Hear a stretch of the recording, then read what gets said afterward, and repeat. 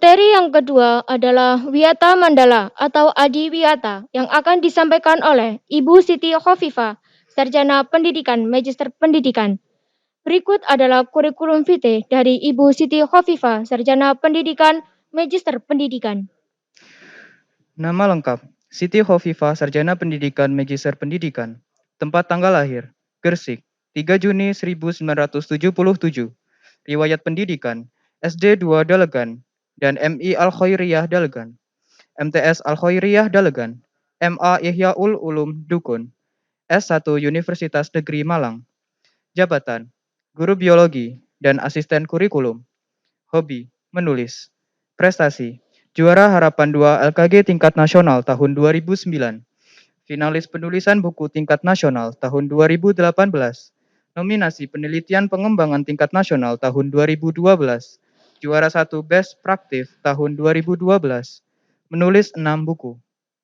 Kepada Ibu Siti Khofifah, Sarjana Pendidikan, Magister Pendidikan, kami persilahkan.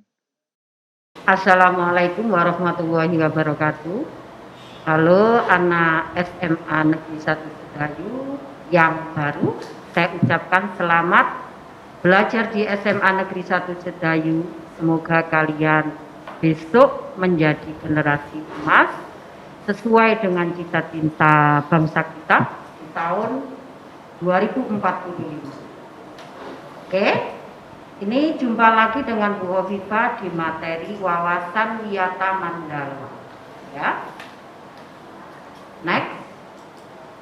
Oke, kita mulai bahwa definisi wawasan Wiyata Mandala. Wawasan itu artinya pandangan atau tinjauan. Wiyata artinya pengajaran atau pendidikan. Mandala artinya bulatan atau kawasan atau lingkungan. Jadi secara total wawasan Wiyata Mandala adalah cara memandang sekolah sebagai lingkungan pendidikan dan pembelajaran. Sekolah sebagai pengemban utama misi pendidikan, sehingga hendaknya hanya digunakan untuk tujuan pendidikan.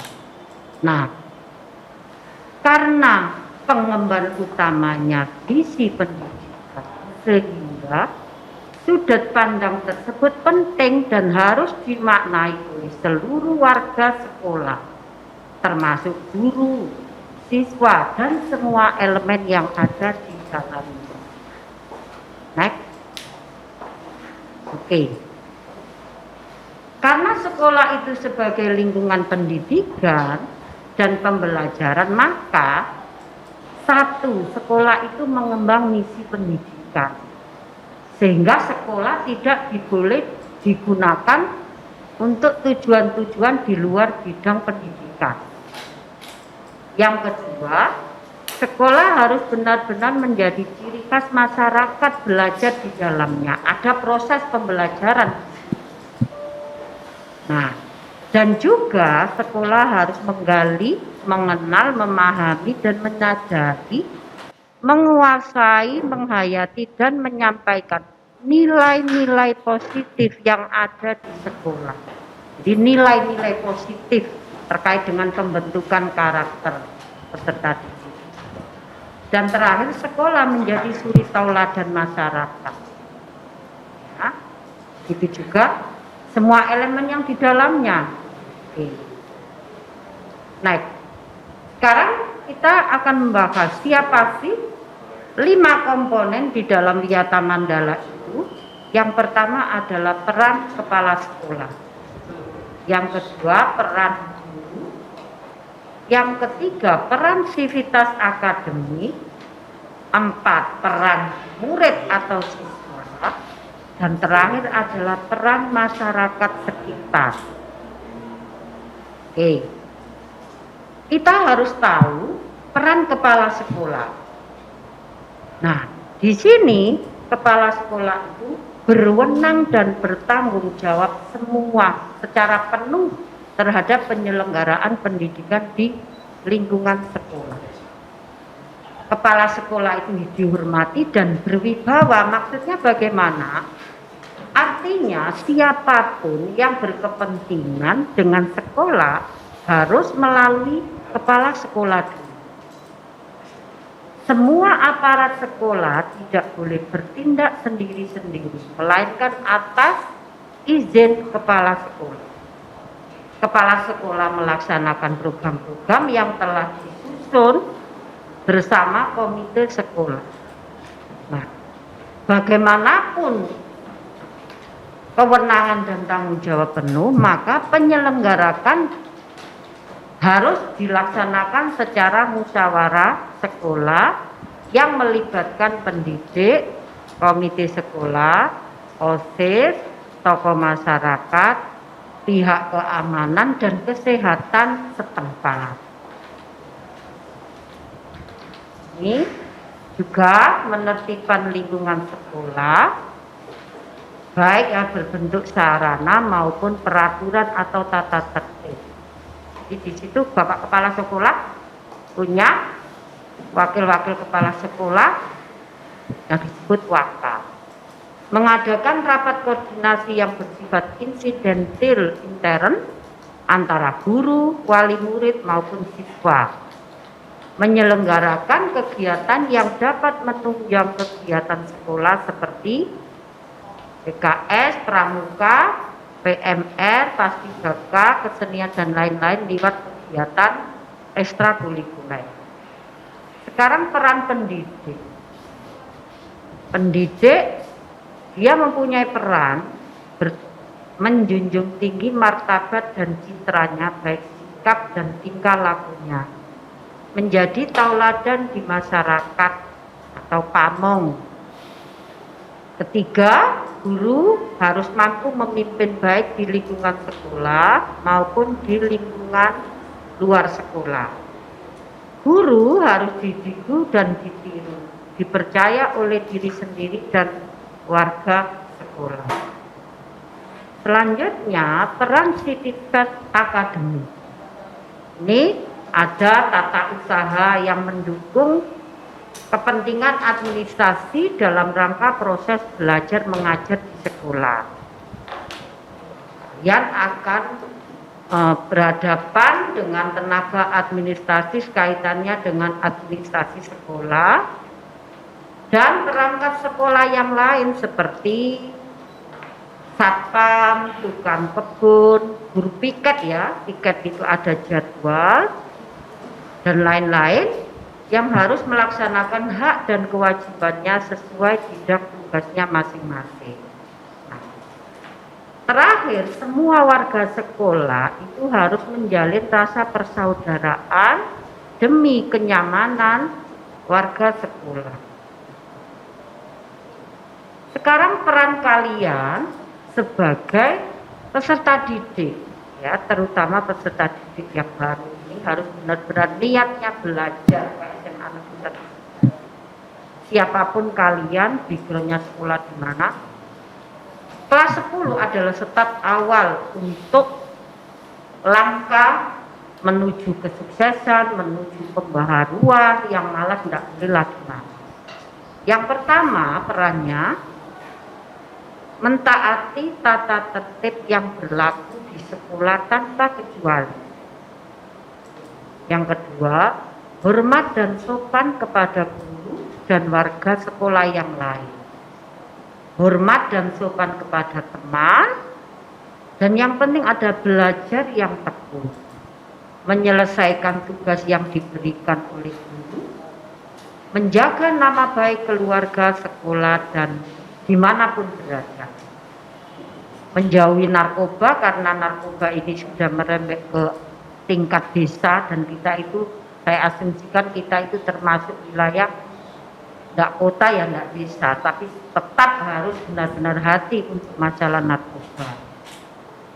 Menjaga dan memelihara fasilitas belajar dan mengajar. Tidak boleh ada peserta didik yang seenaknya buat merusak semua fasilitas belajar. Dia harus benar-benar saling memelihara.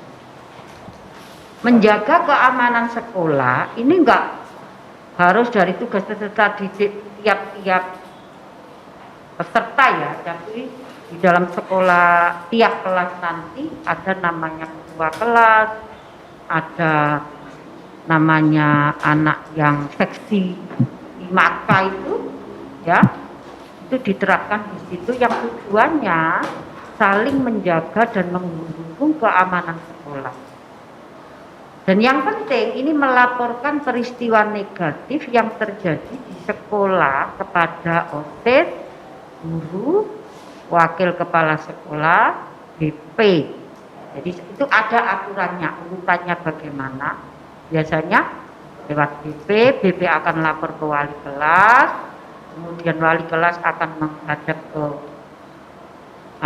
bekerja sama dengan tim waka dan kepala sekolah. Yang terakhir, memelihara lingkungan sekolah.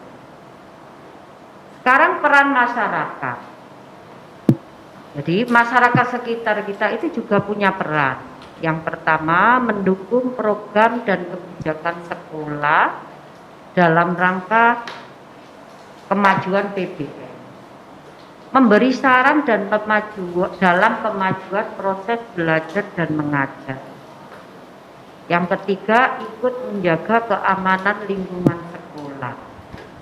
Jadi kalau waktunya PBM, kemudian kalian tidak mengikuti PBM, keluar kemudian ngopi atau merokok di luar lingkungan sekolah, pasti masyarakat, salah satu dan masyarakat tadi akan berperan sehingga lapor kepada pihak sekolah bahwa peserta didiknya ini ada yang gini. Jadi nggak boleh seenaknya. Kemudian mengadakan kerjasama dengan pihak sekolah melalui komite sekolah. Ini kerjasama dengan luar, kaitannya mungkin kita ada kegiatan bakti sosial, ada kegiatan dengan Dudi, tapi kita belum ya. Untuk ini dunia usaha, ini diserahkan pada SMK. Nah, sekolah itu kalau sebagai kawasan wisata Mandala, maka lingkungan sekolah itu harus benar-benar menerapkan 7K. Yang pertama, keamanan atau kenyamanan. Yang kedua, kekeluargaan. Yang ketiga, kedisiplinan. 4, kerindangan. 5, kebersihan. Kemudian yang keenam, keindahan. Dan terakhir, ketertiban. Ini harus digalakkan sehingga lingkungan itu benar-benar lingkungan nyaman dan kondusif untuk pembelajaran. Apa gunanya kalau peserta didiknya bagus, program pembelajaran bagus, tapi lingkungan rujukannya tidak diperhatikan, maka otomatis kita merasa tidak nyaman. Nah, bagaimana ini yang harus diketahui, bagaimana mekanisme Wiyata Mandala dalam pelaksanaannya. Yang pertama adalah tahap preventif, pencegahan supaya hal-hal yang tidak sesuai dengan tujuan pembelajaran itu tidak terjadi. Yang pertama, memelihara sekolah melalui 7K. Kemudian menciptakan suasana harmonis antar warga sekolah. Yang ketiga, membentuk jaring pengawasan. Jadi suatu saat tim ketertiban dari SMA Negeri 1 Sedayu, dalam hal ini guru-guru yang punya tanggung jawab di dalam tim pengawasan, akan razia terhadap HP kalian, terhadap apa yang kalian bawa, sehingga ini harus diperhatikan. Keempat, menghilangkan bentuk peloncoan saat MOS, dan tidak ada ya. Sekarang apalagi ini daring, sehingga meskipun luring, otomatis MOS ini tidak boleh ada bentuk peloncoan. Mengisi jam kosong dengan kegiatan ekstrakurikuler ini ada pada hari Jumat, Sabtu, dan tergantung ekstra yang diikuti. Meningkatkan keamanan dan ketertiban saat belajar dan usai sekolah. Kalau waktunya masuk, kalian terlambat, berarti itu ada yang namanya buku kedisiplinan siswa. Itu nanti ditangani oleh guru, tiket, dan BP. Kalau waktunya pulang, ya berarti harus pulang. Batas waktunya jam 5 sore. Itu Bapak Satpan akan memeriksa kelas-kelas, kemudian harus kosong. Setelah itu dikunci untuk pintu gerbang tengah. Kemudian mekanisme reprensif. Kalau kejadian itu terjadi, maka supaya tidak terulang kembali, atau kalau sudah terjadi, apa yang harus dilakukan? Pasti mendamaikan pihak yang terlibat perselisihan. Kemudian yang kedua, menetralisir isu negatif yang berkembang, seumpama ada salah satu anak yang dituduh mencuri. Pasti tidak seenaknya langsung itu harus diselidiki, ada tim penyelidik. Berkoordinasi dengan pihak keamanan bila ada kriminal di sekolah. Ini karena sudah menyangkut kriminal, ya, maka harus bekerjasama dengan Bapak Polisi. Ya. Kemudian 4, menyelesaikan kasus secara hukum terhadap kasus yang melibatkan pihak luar sekolah. Jangan sampai ini terjadi. Naudzubillah min dzalik. Kalian siswa baru harus benar-benar jadi anak yang baik. Kalau di SMP atau MTS-nya tidak baik, bukan ada anak yang tidak baik dalam tanda petik ya, yang benar-benar jelek, semuanya harus mengadakan bimbingan dan penyuluhan. Ini dari pihak BP kalian, ya, dan memberikan sanksi sesuai tata tertib yang berlaku. Jadi di BP itu ada buku pribadi siswa yang namanya buku hijau. Itu berisi tentang pelanggaran-pelanggaran yang dilakukan peserta didik, jadi dicatat di sini. Demikian ya untuk materi wawasan Wiyata Mandala. Nah, supaya kalian ini tidak tidak ada gambaran terkait gimana ya sekolah saya ini dinalokasi dari sekolah kita, ya.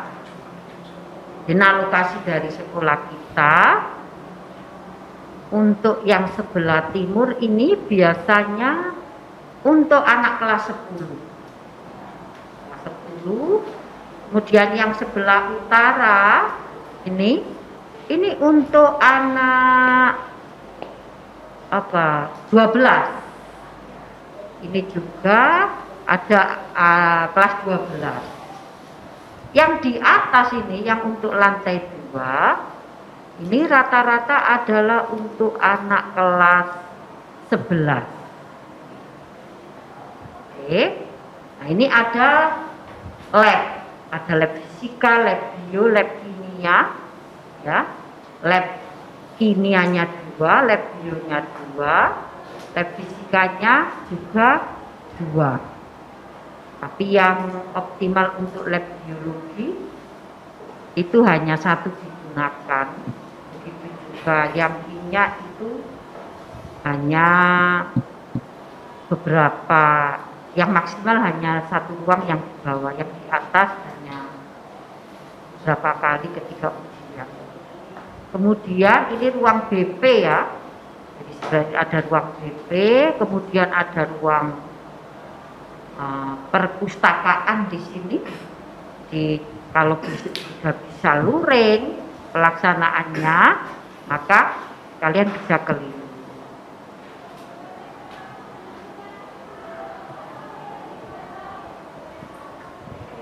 Ini letak dan keadaan sekolahan kita.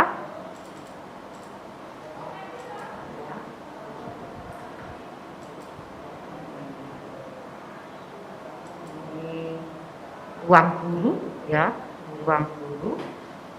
Kemudian ini sederetan ruang penilaian, ada perpustakaan di sini. Yang atas ini kelas 11. Di tempat parkir guru dan siswa di belakang. Guru di depan. Demikian materi untuk wawasan adiwiyata. Wawasan Wiyata Mandala, ya. Saya akhiri sampai di sini. Assalamualaikum warahmatullahi wabarakatuh. Terima kasih kami sampaikan. Kini telah sampai di penghujung acara, yaitu penutup pada hari pertama MPLS Mansi 2021. Kami, selaku pembawa acara, mohon maaf yang sebesar-besarnya atas kesalahan yang kami perbuat, baik sengaja maupun tidak sengaja. Semoga semua yang disampaikan dalam MPLS pada hari ini dapat memberikan manfaat kepada kita semua. Kami akhiri. Wassalamualaikum warahmatullahi wabarakatuh.